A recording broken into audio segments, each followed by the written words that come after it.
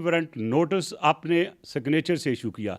तो मुझे ये बताएं कि ये वो लोग जो लेवल करते थे चार्ज के ये पीपल्स पार्टी की थी अमन कमेटी, तो मैं किसका मिनिस्टर था? पीपल्स पार्टी का था। आसिफ जरदारी साहब उस वक्त प्रेसिडेंट ऑफ पाकिस्तान थे। क्या मैं ये कर सकता था बगैर उनकी मर्जी के? लिहाजा मैं ये समझता हूँ कि जो हकीकत है वो छुपी नहीं रहती। अच्छा ये बताएं, 5 साल आप इंटीरियर मिनिस्टर है, कैटेगरी आप ये बताइएगा कि कोई ऐसे शवाहिद फ़ौज के सामने, फ़ौज के हवाले से, इस्टेब्लिशमेंट के हवाले से सामने आए हैं कि एमक्यूएम का, आप मुस्तफ़ा कमाल को निकाल दें, अपने आप को निकाल दें, एमक्यूएम का कोई राब्ता, कोई ताल्लुक, कोई सिलसिला रॉ से जुड़ता हो? बिल्कुल, क्योंकि वज़ीर दाखिला बहुत इंपॉर्टेंट पोजीशन है। मैं पीपल्स पार्टी का और हुकूमत का वज़ीर दाखिला था जी, हुकूमत के, और मेन इंटेलिजेंस एजेंसीज जो हैं वो मेरे नीचे नहीं थी, वो प्राइम मिनिस्टर के नीचे होती है। ज़रा कानून भी पढ़ लें। ISI वज़ीर दाखिला को इतनी अहमियत नहीं कि आप बार बार राह पे इल्ज़ाम लगाते हैं मुख्तलिफ चीज़ों का। मैं आ रहा हूँ ना, आप करो, मैं उसके ऊपर मैं जो हकीकत है मैं उसको सामने बता रहा हूँ। तो ये जो इंटेलिजेंस एजेंसीज हैं वो डायरेक्ट प्राइम मिनिस्टर के नीचे आती हैं।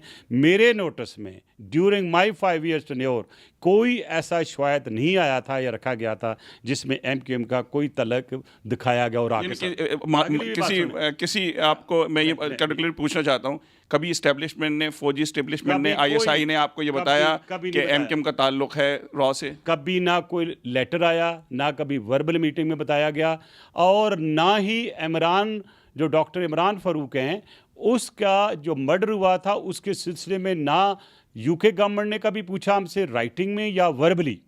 और जब मैंने ये पूछा कि ये 2 बंदों का जिक्र अखबारों में आ रहा है, तो जब मैंने जनरल पाशा से पूछा तो उन्होंने कहा नो। जब मैंने रिटन लिखा तो कहते हैं नो। तो जब मैंने तो रिटन पे जाना भाई, तो इसलिए अब ये इतनी बातचीत हो रही है, ये पोस्ट थिंकिंग है। मैं समझता हूँ कि जुल्फ़िकार मिर्ज़ा साहब, फौज ने आप पे एतबार नहीं किया या फौज को मालूम था कि इनका ताल्लुक नहीं है? नहीं तल्लक था ना, उनको एतबार की बात कोई नहीं दाखिला होती। मेरे भाई ये एतबार वाली बात नहीं होती है। ये एतबार होती है जो चीज़ जिसकी ज़रूरत है वही आएगी ना। अगर उसको रिकॉर्ड में नहीं थे तो कहाँ से लाते? अगर अगली बात सुने आप, यही जुल्फ़िकार मिर्ज़ा साहब जो हैं, यही जुल्फ़िकार मिर्ज़ा सबसे ज़्यादा गालियाँ ये इसको देते थे मुस्तफ़ा कमाल को ऑन रिकॉर्ड, और आज वो कहते हैं मैं उनकी मदद करूँगा। क्यों?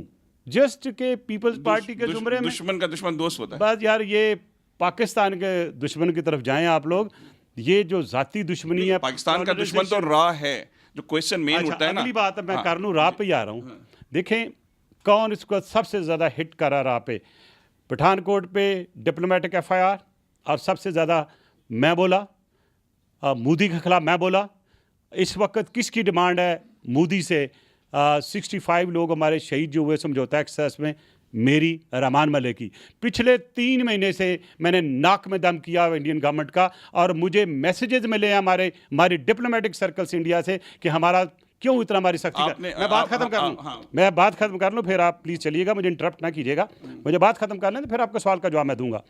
आप देखिए कि जब मैं उन पर अटैक कर रहा हूँ, मैं अपनी एजेंसियों को बचा रहा हूँ, मैं अपने मुल्क के नाम को बचा रहा हूँ, मैंने उनकी वो एग्रेशन जो इंडिया रॉ कर रहा है उसको बचा रहा हूँ। और इस माहौल में एक बंदा आता है जिसका नाम है मुस्तफ़ा कमाल, और वो मुझ पे अटैक करता है, तो इसका क्या मतलब है? He is helping raw. और मैं ये समझता हूँ इसको जो प्रेस कॉन्फ्रेंस का मसवदा बनाया गया है, जो ड्राफ्ट था, इसको रॉ ने दिया है, ताकि इसमें जाके आके इस मौके पे जबकि वो मेरे खिलाफ बोलेगा तो उनको जी मैं तो ये कह रहा हूँ। अच्छा एक चीज़, अच्छा इसमें एक अगर है चीज़ नहीं है तो मुस्तफ़ा कमाल ने अपनी पूरी स्पीच में एक दफ़ा भी रॉ को कंडेम किया है कि उसने हमारे 65 लोग शहीद कर दिए? क्या उसने इंडिया ने जो हमारा ईस्ट पाकिस्तान तोड़ दिया उसकी बात की? क्यों?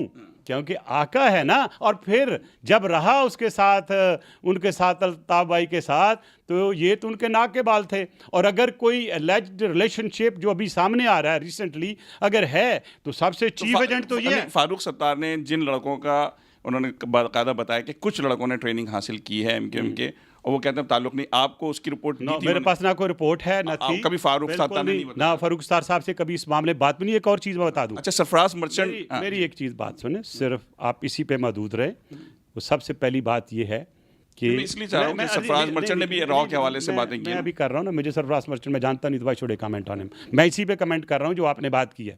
देखें, रॉ पाकिस्तान की अज़ल से दुश्मन है, मोदी दुश्मन है, और वो हरकत करेंगे जो पाकिस्तान को इन्फ्लिक्ट कर सकती हैं। मोदी तो नवाज शरीफ साहब के तो बड़े अच्छे दोस्त हैं। नहीं जी, देखें दोस्ती एक अलग चीज़ है। देखते हैं ना कि क्या अभी मोदी जो है अपनी दोस्ती का सही साथ निभाता है कि नहीं निभाता है। मैंने कल न्यूयॉर्क से डिमांड की है कि उन बंदों की समझौता एक्सप्रेस के जो हमारे 65 लोग चाहिए हैं उसकी FIR दर्ज करके प्राइम मिनिस्टर मोदी जब 31 मार्च को यहाँ तशरीफ़ लाएँ उस FIR की कापी हमें दें ताकि हमारी कौम भी ये सोच सके कि इंडिया थोड़ा बहुत सिंसियर है। मैं इसमें गलत बात कोई नहीं कर रहा हूँ, लेकिन ये चीज़ हिट कर रही है इंडिया को। इंडिया जो है अपना मुंह दिखाने के काबिल नहीं है यहाँ पे दुनिया को कि ये कहता था कि पाकिस्तान की आईएसआई ने समझौता एक्सप्रेस की थी। आज साबित हो गया, मैं नहीं कह रहा, सुप्रीम कोर्ट ऑफ इंडिया कहता है कि कर्नल प्रोत और 7 बंदों ने की थी। ये जो आप ये बता रहे हैं कि ये इस मौके पे की गई कि आप राह के खिलाफ इल्ज़ाम लगा रहे हैं और ये मसला उठाया जाए, लेकिन सोशल मीडिया पे एक और बहस चल रही है कि इसका ताल्लुक कादरी के बहुत बड़े जनाजे से भी है। इस मौके पर जो टाइमिंग चुने गए हैं। देखिए जी, जिस चीज़ का पता नहीं है महेश भाई, मैं उसके मतलब बात नहीं करूंगा। मैं पाकिस्तान से 8 दिन से बाहर हूँ। नहीं तो आप तो इन्फॉर्म होती है, लेकिन मैं सोशल मीडिया पे नहीं जाता हूँ। मैं अपनी वेरिफिकेशन करता हूँ, ड्यू डिलिजेंस करता आपको कोई जहन जाता है कि इसका ताल्लुक कोई, क्योंकि बहुत मजहबी लोगों की एक बहुत बड़ी अक्सरियत वहाँ जमा हुई। ख्याल ये है कि जो मुस्तफ़ा कमाल के ऑपरेटर हैं इंडिया में बैठे हुए या दुबई में बैठे हुए, जो उनको जो उसको हैंडल कर रहे थे, मैं समझता हूँ कि उन्होंने फ़ैसला किया कि एक पार्टी नई बनाई जाए। उस पार्टी को अनाउंस कर लेने उन्होंने ये टाइम चुना और ये मेरा ख्याल से 1 साल से बातचीत चल रही थी, जो मैं समझता हूँ। जो इनका प्रोग्राम था जब गए थे, इसमें मैं बात नहीं दूंगा, मैं बात खत्म कर लूँ ना, मुझे इंटरप्ट ना करें प्लीज़। जो मैं बात कर रहा हूँ और मैं फाइनली कह रहा हूँ, मुझे बात करने थे, फिर आप सवाल करें, मैं जवाब दूंगा। उसमें आप देखिएगा कि ये जब बातचीत चलती है और ये टाइम है उन्होंने चुना पार्टी बनाने का। अब पार्टी बनाने के लिए उन्होंने कहा यार किस नाम से हाइप मिलेगी। हालांकि वो ऑब्जर्वेशन है ना उसकी, ये कोई बड़ी बात नहीं है कि जी देखें इन्होंने डिक्टेशन दी, रहमान मलिक का नाम आ गया, डिक्टेशन क्या दी, स्टोरी बन गई। फिर उन्होंने कहा जी कि राह के मतलब जो तलक़ात थे MQM के मलिक साहब को नोटिस में लाया गया था या उस मीटिंग में बैठे हुए, जो भी बिल्कुल झूठ था। तो क्या हुआ, उन्होंने मेरे नाम का तड़का लगा के अपनी पार्टी को थोड़ा झंडा दिखा के कि ये हम पार्टी बना रहे हैं, उसको हाइप मिल गई। तो बेसिकली मेरा ख्याल है ये मामला है MQM का अंदरूनी, ख्वाह वो मुस्तफ़ा कमाल हूँ या डॉक्टर फ़ारूक सत्तार हूँ या उनको कोई भी बंदा हो, उस मामले में पार्टी के मामले में मैं नहीं पढ़ना चाहूँगा। मैंने सिर्फ अपनी क्लैरिफिकेशन की है, इसलिए मैंने जुडिशल कमीशन की डिमांड की है कि एक जुडिशल कमीशन बनाया जाए, सारे मीडिएटर्स को सामने पेश होना चाहिए उनके सामने, और फिर ये देखा जाए कि MQM के साथ किस किस ने मीडिएशन की और वो कानूनी कहाँ पे वो गलत था, कौन सा भी लीगल एक्ट हुआ। एस्टेब्लिशमेंट के पे इल्ज़ाम लगाया जा रहा है फ़ारूक सत्तार की प्रेस कॉन्फ्रेंस में, MQM की प्रेस कॉन्फ्रेंस में, कि एस्टेब्लिशमेंट का जो इशारे दिए हैं बाकायदा ना। तो अब आप मुझे बताइए, मैं उससे मुतफिक नहीं हूँ। आप क्या, मैं मुतफिक नहीं हूँ कि इस्टेब्लिशमेंट क्यों आएगी इसमें। इस्टेब्लिशमेंट का काम अपना है, दूसरा काम है, मैं ये समझता हूँ कि ये सारी की सारी जितनी भी कार्रवाई है ये मुस्तफ़ा कमाल ने इंडिया रॉ के थ्रू की है ताकि पाकिस्तान में फर्दर पोलराइजेशन हो। इसमें कोई किसी किस्म की इन्वॉल्वमेंट पाकिस्तान इस्टेब्लिशमेंट की नहीं है, ये रॉ इसकी अपनी है। क्योंकि जब मेरा हाल MQM ने पैसे मांगे, पूछे इनसे ये मलेशिया में कहाँ गए, मेरी एक ही सवाल है मुस्तफ़ा कमाल साहब, मैं एक ही सवाल करता हूँ आपसे कि भाई इतनी शहाना ज़िंदगी आप दुबई में गुजार रहे थे, आपको कौन अफोर्ड कर रहा था? तो अगर राह नहीं कारी 9 to 5 नहीं जी, वो 9 to 5 ही करते हैं ना, ऐसे लोग तो 9 to 5 नहीं 24 घंटे करते हैं। वो जो इनके आका होते हैं बड़ा काम लेते हैं, तो आका के लिए काम करता था, शहाना ज़िंदगी गुजारता था, या पब्लिक को बताया कि शहाना ज़िंदगी दुबई में वो कैसे गुजारा था, 30 लोगों को कहाँ से पेमेंट मिलती थी। ये का सवाल आपने कभी अल्ताफ़ हुसैन से किए हैं कि वो किस तरह ज़िंदगी जी, मैंने अल्ताफ़ भाई का मौका मिलता था मैं ज़रूर करता, मैं उनको लीडर की हैसियत से मिलता था, मैं आपकी तरह रिपोर्टर की हैसियत से नहीं जा रहा था। अच्छा, ये आखिरी एक बस तो एक बस थोड़ा सा ताकि इसको चले हटते हुए, दूसरी बात ये कि इसी हवाले से थोड़ा सा 2 सवाल और पूछूंगा। एक सवाल आपने कहा, एक सवाल मेरी फ्लाइट जारी लेट। अच्छा, दो कर लेते हैं। मेडिटेटर के तौर पे आप जब जाते थे, एक ज़माना ये था कि जब पीपल्स पार्टी और MQM के लोग कत्ल होते थे, तो जो कत्ल होते थे लोग, आप जब जाते थे तो मामला रुक जाते थे, लेकिन उन मरने वालों का क्या कसूर है, उनके कातिल क्यों नहीं पकड़े? उसमें तो मर्डर का तो उससे तल्लुक कोई नहीं है, मर्डर तो अभी भी हो रहे हैं, पहले भी हो रहे थे। क्या मर्डर रुक जाते थे?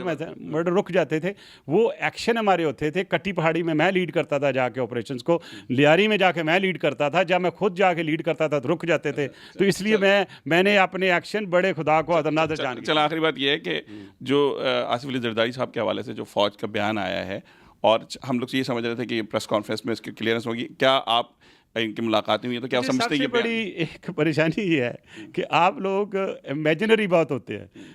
मेरी जरदारी साहब से मीटिंगें हुई और एक मीटिंग में ये कहा, मैंने ही सुजेस्ट किया था सर कि अगर मीडिया की इंटरेक्शन हो तो बहुत अच्छा होगा। जरदारी साहब ने वंडरफुल आइडिया, जो लोकल मीडिया उनके साथ में इंटरेक्ट करना चाहूँगा। तय हुआ कि हम इंटरेक्ट करेंगे बुध को उनका टाइम निकला, डॉक्टर साहब के साथ वो हॉस्पिटल में चले गए, वहाँ उनकी ट्रीटमेंट की हुई और उसके बाद डॉक्टर ने उनको कंप्लीट बेड रेस्ट के लिए कहा। अगर आप इस चीज़ पे यकीन नहीं करते तो आप जाइएगा डॉक्टर से फौज कंसल्ट मैं करें। समझ गया मुझे देखो बात सुनिए। देखिए बाकी रही बात वो के फौज से ताल्लुकात के हवाले से आप अपने पास से लगाएं, हमारे फौज के साथ ताल्लुकात कभी खराब हुआ ही नहीं भाई। जरदारी साहब की उस बयान को जी, सेकंड नहीं, करते हैं कोई आप? ऐसी बात नहीं होती रहती है, छोटी उनकी उस बयान को सेकंड करते हैं जिसमें उन्होंने राइट शरीफ की एक्सटेंशन के लिए मेरी कहा। बात सुने, जो मेरी हिसाब से जो उन्होंने स्टेटमेंट आई थी उसमें वो पोर्शन नहीं था। हम तो ये कहते हैं कि राहिल शरीफ साहब को लंबी ज़िंदगी दे, हमारी भी ज़िंदगी दे, क्योंकि उन्होंने कौम की बहुत खिदमत की है। उन्होंने जिस तरीके से ज़रबे आज़ब को लेके आगे चले हैं, जिस तरह उन्होंने टेररिस्ट की कमर तोड़ी है, वो काबिल तारीफ़ है। और मैं समझता हूँ कि हमारी पीपल्स पार्टी, पूरी पीपल्स पार्टी और जितनी भी पीपल्स पार्टी के हमारी लीडरशिप है, वो सब इंडोर्स करती है उन एक्शंस को जो राहिल शरीफ साहब और उनकी टीम जो है Extension के लिए। टेररिस्ट के खिलाफ कर रही है। Extension। मेरे खिलाफ कर एक्सटेंशन को चलते रहते हैं। वो एक मैंडेटरी चीज़ है, एक कानूनी चीज़ है। वो जाने मियाँ नवाज शरीफ जो कि कॉम्पिटेंट अथॉरिटी है, ना मैं कर सकता हूँ ना आप कर सकते हैं। लेकिन एक चीज़ मैं बताऊँ, जो मेरी बातचीत हुई आसिफ अली जरदारी साहब से, उन्होंने कहा मैं सुप्रीम कमांडर रहा हूँ डिफेंस फोर्सेस का।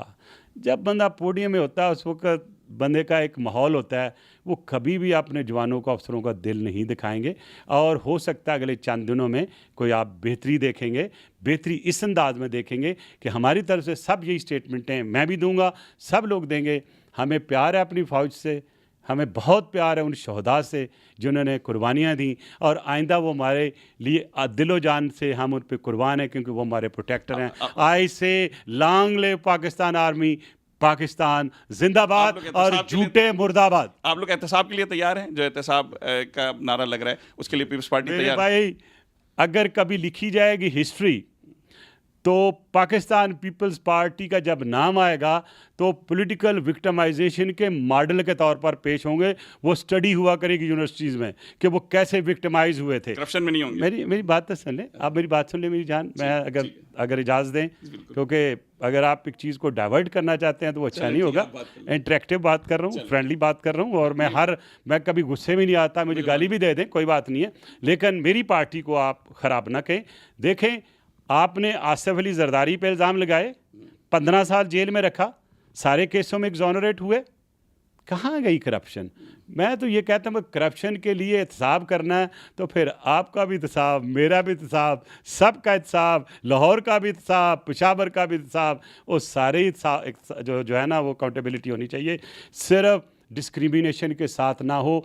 Pakistan peoples party will continue to back army against all those actions which are being taken against the terrorists, and number 2, all those actions which will be done without discrimination throughout the country, irrespective of any big or small. We will back it, sir. Thank you. ये रहमान मलिक साहब जिन्होंने उन एतराज़ात के जवाब खुल के दिए जो मुस्तफ़ा कमाल साहब ने लगाए थे। अब मुस्तफ़ा कमाल साहब के ये कहना है कि जो जितना बोल रहा है मैं उसके जवाब में उतना ही बोलूँगा। अब ये वक्त बताएगा कि रहमान मलिक साहब ने आज उन पे राक़ी होने का इल्ज़ाम लगाया है और मुस्तफ़ा कमाल ने MQM पे और रहमान मलिक साहब पे। ये वक्त ही बताएगा कि कौन मुहिब्बे वतन है और कौन राक़ एजेंट। आप गलत कह रहे हैं, उन्हें राक़ का इल्ज़ाम नहीं मिलता। अच्छा, ना वो ठीक है। यहाँ ये तो रहमान मलिक साहब जो MQM के साबिक़ मेयर मुस्तफ़ा कमाल की जानिब से लगाए हुए इल्ज़ामात का जवाब दे रहे थे। उनका ये कहना था कि उनने MQM और पीपल्स पार्टी के दरमियान मसालत का किरदार तो अदा किया है, लेकिन राह से के किसी ताल्लुक़ को MQM के हवाले से वो नहीं जानते हैं। मुस्तफ़ा कमाल इस बारे में मज़ीद क्या कहते हैं आने वाला वक्त ही बताएगा। ठीक हो गई। ठीक है सर, बहुत शुक्रिया।